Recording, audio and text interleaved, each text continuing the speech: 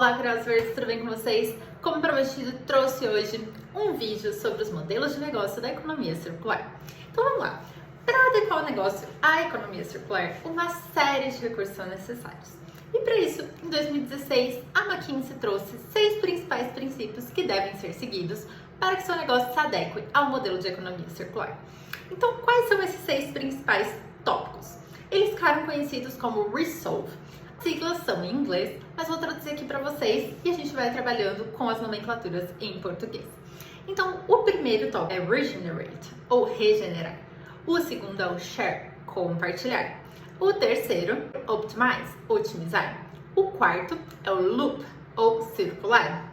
O quinto é virtualize, ou virtualizar. E o sexto é o exchange, ou trocar. Então, esses 6 conceitos formam o RESOLVE. E vou traduzir eles para vocês, explicando um pouquinho de cada um. Então, o primeiro, regenerar, é pensar na biocapacidade do planeta. Ou seja, o quanto os materiais que a gente está extraindo conseguem se regenerar. E quais são os materiais que a gente pode trabalhar para que se regenerem com uma maior capacidade. Então, esse é o primeiro tópico. O segundo é o compartilhar. Então, trabalhar com o design de bens que possam ser compartilháveis, ou que eu possa repassar após certo uso e que sejam duráveis. O terceiro é otimizar. Então, otimizar o produto de forma que ele possa utilizar menos recursos, ter uma maior aplicação e possa ter a sua utilização otimizada ao longo do tempo. O próximo é o circular. Então, criar materiais com design em que eles possam ser circulares, ou seja, que possam ser reutilizados, reaproveitados, que possam ser reciclados após o seu uso. É aquela questão dos ciclos fechados que a gente discutiu. Então, pensar nos processos e nos produtos utilizando ciclos fechados, de forma que seus materiais sempre se mantenham nesses ciclos. O próximo é o virtualizar. Então, tornar produtos que antes eram físicos para virtuais. Então, por exemplo, me deslocar até tal lugar para fazer algo, sendo que eu posso fazer do conforto da minha casa sem gastar certos recursos que são naturais. O outro é o trocar. Então, o trocar, ele pode ter um conceito muito amplo, mas basicamente se refere a trocar os materiais que antes não eram circulares por materiais mais circulares e que garantam a participação nos ciclos que a gente viu da economia circular. Seguindo esses 6 princípios, eles garantem que os negócios vão prosperar na economia circular. Ou seja, vão ter novas oportunidades de negócio, novos produtos que se tornem mais circulares e que atendam não só aos clientes, mas também às expectativas dos stakeholders com relação às questões de sustentabilidade. Então, pensando em tudo isso, em 2014 a Accenture lançou um relatório com os 5 principais modelos de negócio da circularidade, que são os que guiam as empresas para a circularidade. E esses 5 modelos pensam não só na circularidade, mas em toda a estratégia necessária para a empresa para rever os conceitos que até então foram utilizados e readequar todos os seus processos para os novos processos circulares. Então vamos lá. Os 5 modelos são Circular Supplies, então são insumos circulares, Resource Recovery, ou seja, valorização dos recursos, Product Life, que seria o ciclo de vida dos produtos, Sharing Platforms, ou plataformas de compartilhamento, e Product as Services, produtos como serviços. Então, a gente vai discutir cada um desses 5 modelos que estão ligados aos 6 pontos que a gente discutiu do RESOLVE da McKinsey. Então, esses são os 5 modelos de negócios e as 3 tecnologias são tecnologias digitais, tecnologias físicas, tecnologias biológicas. Então, são 5 modelos de negócios, 3 tecnologias para se adequar ao modelo de negócio de economia circular. Então, vamos lá. Discutir um pouquinho dos 5 principais modelos de negócio. O modelo de negócio de insumos circulares é aquele que vai fornecer os insumos para as indústrias se tornarem indústrias circulares. Então, ele é o começo ali da cadeia, onde os insumos vão ser produzidos de forma circular para garantir a circularidade dos próximos produtos a serem produzidos. E ele se baseia em alguns conceitos, que são reduzir a dependência de materiais. Então, reduzir a dependência de materiais que venham do meio ambiente, que são escassos, dissociar da volatilidade de preços. Então, os recursos escassos são mais caros e tem uma volatilidade muito grande. Então, dissociar os produtos dessa volatilidade, trazendo outros recursos que não vão estar associados a essa volatilidade toda. Garantir a regularidade de fornecimento, visto que esses insumos não vão ser tão escassos, então eles poderão ser fornecidos com maior garantia, e também maximizar a rentabilidade dos recursos, de forma que se tornem mais circulares ao longo do tempo. E para tudo isso, operar com energias circulares é um ponto fundamental dentro deste modelo de negócios. Então, a energia é um ponto fundamental, além dos demais recursos que vão ser produzidos utilizando essa energia limpa.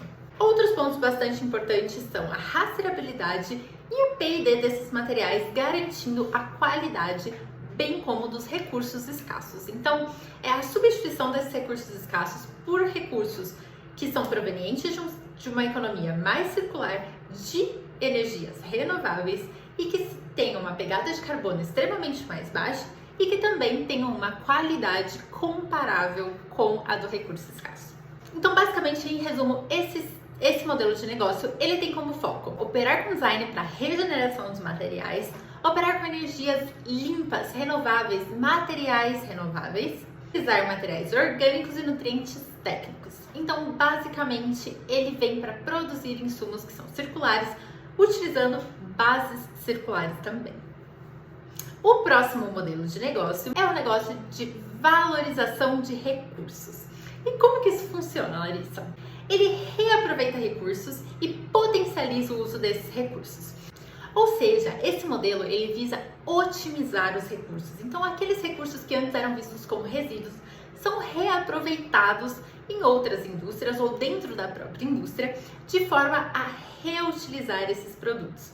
Então, ele é pautado em alguns princípios, são eles: diminuir os custos da gestão de resíduos, visto que esses materiais podem ser reutilizados; tornar o descarte de resíduos mais conveniente, ou seja, esses resíduos não vão ser efetivamente descartados, eles vão ser reutilizados em outras produções e podem ser aplicados também em outros recursos, como por exemplo, reutilização, reaplicações, enfim.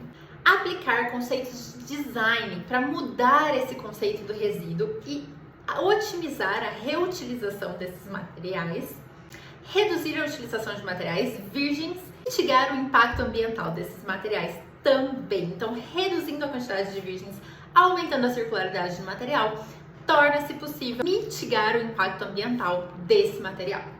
Então, esse modelo, ele resgata valor no processo produtivo, ele não foca só no produto final. Ele também promove a gestão ali de todos os subprodutos que estão sendo gerados durante aquele processo, introduz a simbiose industrial ou a reciclagem dentro do próprio negócio e desenha os produtos de uma forma mais eficiente, pensando no quesito do berço ao berço. Então, esse foi o nosso segundo modelo de negócio. O nosso terceiro modelo de negócio é o modelo de extensão de vida útil do produto.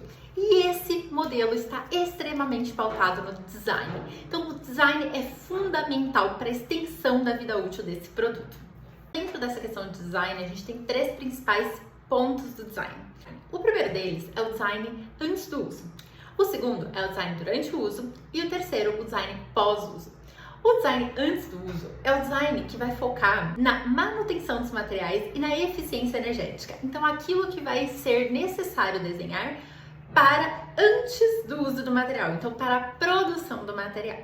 No segundo ponto do design, que seria o design durante o uso, nós temos o design para a extensão da vida útil do produto, o design de serviços para a extensão da vida útil, então a montagem de assistência técnica, a mão de obra necessária para isso, o design para desmontagem, o design para manutenção dos materiais, o design para eficiência energética. E no design pós-uso, a gente tem design para desmontagem, design para reciclagem, design para remanufatura, para logística reversa, para manutenção dos materiais e para eficiência energética. Ou seja, esse modelo de design está feito com foco em produtos para durar. Então, ele vai buscar os melhores materiais, as melhores técnicas de assistência, os melhores processos de reciclagem para serem trabalhados nesse material. O próximo modelo é o modelo de compartilhamento. O modelo ele foca em compartilhar os bens para aumentar a sua usabilidade. É aquele exemplo que eu dei dos carros no último vídeo. Então, um carro que fica parado na garagem, ele não vai estar sendo 100% utilizado. E quando a gente adota esse modelo, ele passa a ser utilizado da forma mais correta, que seria a utilização a todo tempo. Ele permite uma redução de custo para o consumidor final e também permite maior usabilidade desse produto. Ele acaba conectando a oferta e demanda por aquele determinado produto ou serviço. Então, o foco principal é a utilização da capacidade máxima daquele determinado produto ou serviço de forma a otimizar. Então, a gente produz para aquela utilização e utiliza ele na sua capacidade máxima. E o nosso último modelo é o modelo de produto como serviço. E aí, acaba criando uma confusãozinha com o modelo de compartilhamento. O modelo de compartilhamento seria, por exemplo, o Uber. Então, eu tenho um produto que fica dentro da minha casa, eu vou e utilizo ele de forma mais recorrente. Agora, o modelo, por exemplo, de aluguel de carros, aluguel de celulares, aluguéis, eles cabem dentro do produto como serviço. Então, o produto ele é vendido como um serviço para ser utilizado na sua capacidade máxima.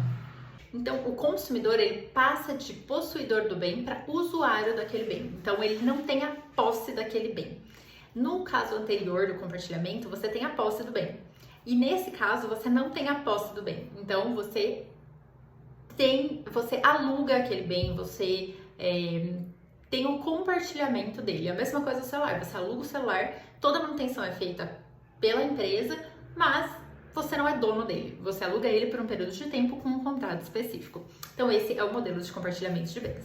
E também existem as 3 tecnologias. Então, tecnologias digitais, por exemplo, a internet das coisas, as tecnologias físicas, as impressoras 3D são um exemplo, e as tecnologias biológicas, como por exemplo a bioenergia, que são fundamentais para contribuir para esse ciclo da economia circular.